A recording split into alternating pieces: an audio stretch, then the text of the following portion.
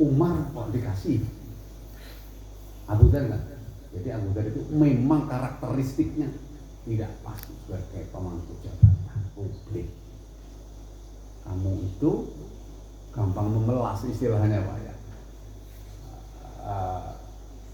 Ya maaf ya, misalnya maaf nih ya, kayak saya ini misalnya lah, ini ya,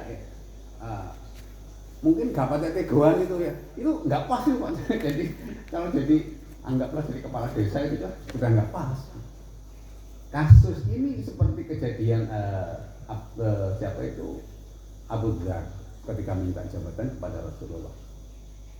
Nah, kaitannya akhirnya Rasulullah berpesan khusus kepada Abdurrahman bin Samurah. Ya Abdurrahman bin Samurah. Nah, artinya di situ kamu janganlah minta jabatan. Itu Pak bahasanya. Ini sekarang kan musim-musim ini Pak. Nah, tapi kita enggak di situ kita ini. Tapi sebagai santri kita ya, jangan kamu minta jabatan. Artinya, tapi ini mekanismenya beda Pak ya, maaf ini. Jadi ketika minta seperti itu kata Nabi, kalau kamu minta ya, sesuatu urusan itu serahkan kepadamu. Tetapi kalau kamu nggak minta, tetapi diserahi istilahnya diserahi oleh pimpinan, ya insya Allah kamu akan ditolong oleh Allah. Ini sedikit tentang itu.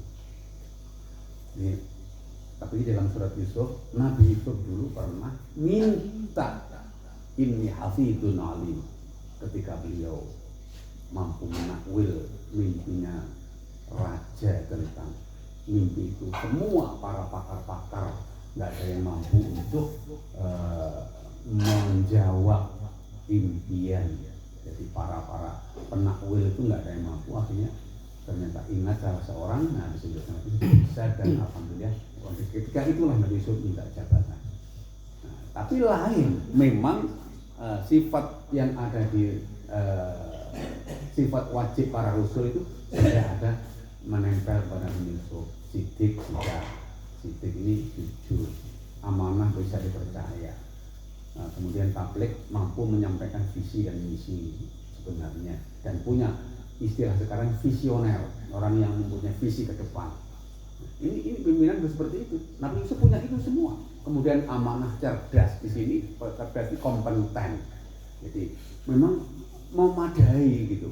Nabi Yusuf memang di situ boleh gitu. Jadi balik lagi tentang itu relatif dulu. Jadi kalau sekarang nyalakan dan sebagainya itu boleh apa enggak, itu mekanisme. Jadi yang enggak boleh mestinya itu nyogok. Kalau dari itu balik lagi kita kepada soal kita roja. Jadi di dalam kitab Aidatun Nasiin itu petuah bagi orang-orang yang bangkit. Judulnya itu Aidatun Nasiin itu adalah itu petuah, Nasiin itu orang yang bangkit. Nasiin itu nasib orang yang bangkit dijamakkan itu. Nasiun itu orang yang bangkit, nasiina. Nah, ini jamak mudzakkar salim gitu. Kalau politik bilang seperti itu mungkin. Jadi kitab itu setelah dikaji oleh Belanda, memang bahasanya puitis sekali. Jadi kalau kita masih belajar nahwu shorof setahun, 2 tahun, 3, 5 tahun, 6 tahun, 7 tahun, kalau belajar dari dasar belum mampu mengkaji kitab itu. Nah, kalau sudah kelasnya di atas itu, tangga alafiyah sudah selesai, balaghah sudah selesai, usul fikih, mantek, ma'ani, bayan itu sudah, insya Allah ada. Maksudnya kesimpulannya bahasa puisi. Jadi kitab itu memang puitis sekali, puisi sekali bahasanya, kemudian kritis sekali. Kritis dalam arti itu memang ini yang membuat yang mengarang kitab itu orang Palestina. Maka wajar kalau Belanda waktu itu kitab itu dibekueskan. Jadi nggak boleh takut Belanda itu. Kalau orang tuh megang kitab itu, jangan-jangan seperti ragi menyebabkan tempe delay jadi tempe kan gitu, menjadikan orang jadi pejuang. Di dalam kitab itu ada judulnya Ar-Roja, seperti kok ini pas Ar-Roja. Roja itu adalah harapan. Kesimpulannya gini aja, andaikan orang itu nggak ada harapan, ya. Andaikan seseorang itu nggak punya harapan, pasar itu sepi Pak. Jadi Lebong Bambang juga sepi. Ini lubang kacamata itu sepi, nggak bakal ada. Begitu juga malam ini nggak mungkin serami ini kalau tidak ada roja. Ini roja itu sebuah harapan kita sebagai makhluk Allah, sebagai hamba Allah wajib memiliki roja. Balik lagi saya katakan a'udzubillahi minasyaitonir rajim, bismillahirrahmanirrahim. Kalau di terjemah Jawa ini kul, katakan kul dawuhna Muhammad ya ibadi hai biro-biro kawula ingsun Allah alladzina wong-wong akeh asrafu kang padha melewati wates sapa alladzina ala anfusihim ing atase awak biro-biro awak dhewe alladzina la taqnatu aja pisan-pisan mutus sira kabeh min rahmatillah sangka rahmati Allah. Innallaha teman-teman Gusti Allah iku yaghfiru ngapura Allah adzunuba ing pira-pira dosa jami'an kali sekabehane. Inau teman-teman Gusti Allah wa ya Allah iku al-ghafuruz zat kang maha ghafur ar-rahim zat kang maha rahim. Nah, ini bahasa Arab kalau diterjemah bebas, wahai hamba. Ini Muhammad diperintahkan, Nabi Muhammad sampaikan pada para sahabat, yaitu ucapan ya ibadiyalladzina asrafu. Jadi sahabat pada waktu itu saya belum sempat buka asbabun nuzulnya ini. Jadi lagi kenapa kok mendapat apa istilahnya peringatan dari Allah, sekali-kali jangan kamu berputus asa dari rahmat Allah. Sekarang kembali saja kepada kita. Jadi situasi seperti apapun, kondisi seperti apapun, janganlah sekali-kali kita ini berputus asa dari rahmatnya Allah. Jadi minggu yang lalu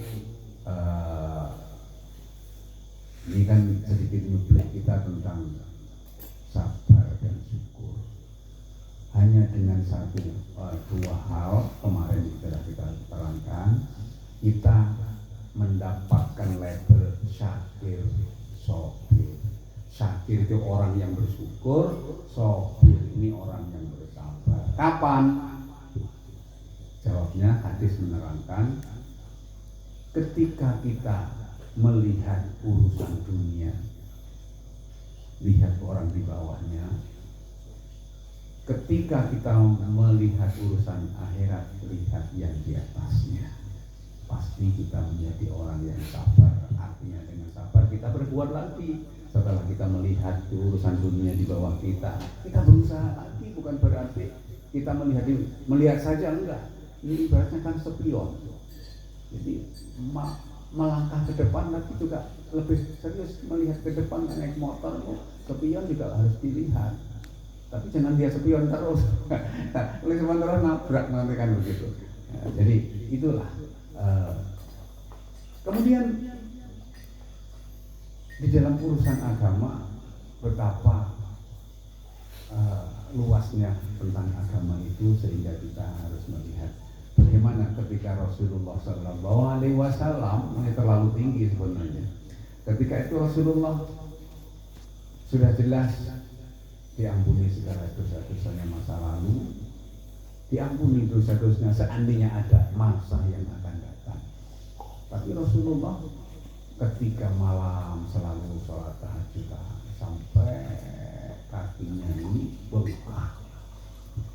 Dalam kondisi bengkak seperti itu, Aisyah tercinta itu komentar, Nabi kok ya masa sampai begitunya. Kalau bahasa kita mungkin seperti itu. Jenengan itu kan pun diampuni dosanya, baik yang masa lalu maupun yang akan, bahkan dapat jaminan surga. Mbok yo jangan terlalu begitunya, kan begitu istilahnya. Jawabnya Nabi dengan diplomasi, apalah aku nu'abdan syakura. Apakah aku salah Aisyah kalau aku menjadi hamba yang paling bersyukur. Jadi beliau bahasanya syakuron, banyak bersyukur. Kalau syakiron orang bersyukur, kalau syakuron ini sudah siapkan mubalaghah ini kalau secara nahwu. Balik ke itu, jadi mudah-mudahan teman-teman sekalian dari Al-Quran yang Allah peringatkan lewat Rasulullah Ketika itu Allah memperingatkan para sahabat, sekali-kali jangan kamu berputus asa dari rahmatnya Allah. Karena apa? Allah itu maha memberi ampunan sebesar dosa, sebesar apapun dosa itu, jami'an secara keseluruhan. Bahkan di tauhid di belakang, innahu huwal ghafurur rahim.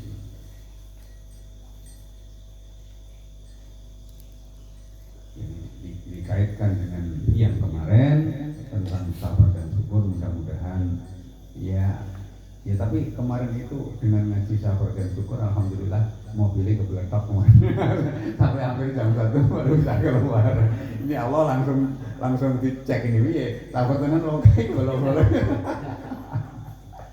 Nah, itulah kurang lebihnya seperti itu kayaknya. Jadi mungkin itu yang sedikit kita. Mungkin sebagai tambahan ada hadis ya, saya bacakan ini, wa an Mu'adz bin Jabal radhiyallahu an. Diceritakan dari Mu'adz bin Jabal, rawi terakhirnya muttafaq alaih. Jadi jenengan kalau ada orang berjalan rawi itu apa sih rawi? Rawi itu orang yang meriwayatkan. Bahasa kemarin saya sampaikan, rawi itu kayak Pak Bambang ini wartawan, istilahnya begitu loh, biar mudah dipahami.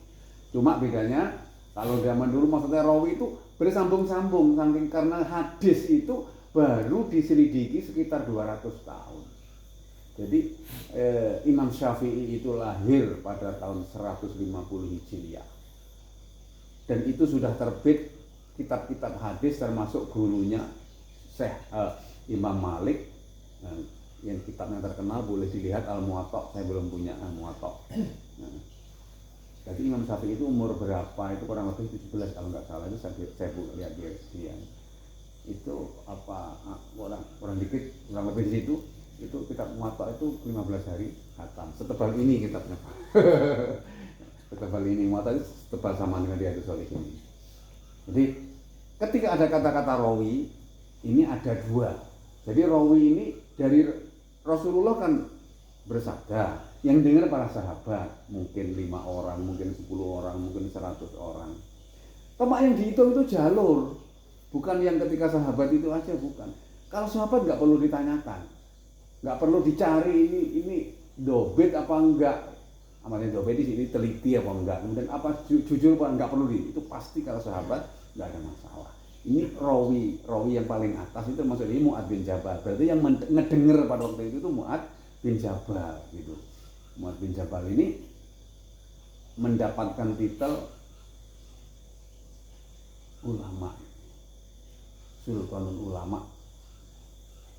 Nah, tapi kalau yang 200-300 tahun sampai ke sini, sultanul ulama itu ditempelkan kepada Izzuddin bin Abdus Salam. Gembong-gembongnya orang-orang yang alim-alim. Balik lagi ke Mu'adz. Nanti rawi itu seperti itu. Kemudian rawi itu kan ada 5-6 orang. 5-6 orang itu sampai rawi terakhir. Rawi terakhir itu yang nyatet. Dibukukan seperti ini. Ini yang bukukan ini siapa ini? Ini murid cucuna Imam Syafi'i, yaitu Syekh Muhyiddin Abu Bakar Yahya An-Nawawi, imam. Jadi ketika kita fikih ada kitab An-Nawawi, bukan Nawawi saja. Kalau tulisan Nawawi saja, Mbah Nawawi Jawa nanti. Yang saya kemarin dengar di YouTube itu termasuk karya Imam Nawawi Banten, yaitu Riyadhus Shalihin ini. Wah, ini perlu diketak sih ngomong. Ini bukan Mbah Nawawi Banten, bukan. Ini An-Nawawi, ada alif nunnya. Nama aslinya Syekh Muhyiddin Abu Zakaria Yahya bin Syaraf An-Nawawi. Jadi An-Nawawi ini rivalnya Ar-Rafi'i. Ada R-nya, ada A-nya. Ini kan nisbi. Desa kampung namanya Nawa, jadi An-Nawawi. Nah, si Mbah Nawawi ini tafaulnya, harapannya kayak Imam Nawawi yang begini. Karyanya beliau juga nggak karo-karuan kayak Mbah Nawawi yang Banten ini, ulama yang dari Nawawi Al-Bantani. Nawawi Al-Bantani. Termasuk karyanya tafsir Munir ini sama dengan tafsir itu 2. Kalau di Jawa yang Selikin kan nggak asing itu Ada tafsir Munir, itu karangannya Mbah Nawawi Banten. Lah sekarang balik lagi, kemarin Mas Pur kan nanya rawi. Rawi yang terakhir di sini ada kata-kata muttafaqun alaih. Muttafaq alaih ini berarti Imam Bukhari sama Imam Muslim. Kemarin saya bukakan kitab Jami' Ushawir, itu karangan Syekh muridnya Syekh Nawawi ini, yaitu Syekh Jalaluddin Asyuyuti. Balik lagi, ketika muttafaq alaih berarti rawahul Bukhari, rawahul Muslim. Ketika orang dua sama-sama meriwayatkan, ini muttafaqun alaih, dijamin sahih maksudnya. Paham ya? Jadi hadis ini rawi sing cedhek karo Nabi, maksudnya itu namanya Mu'adz bin Jabal.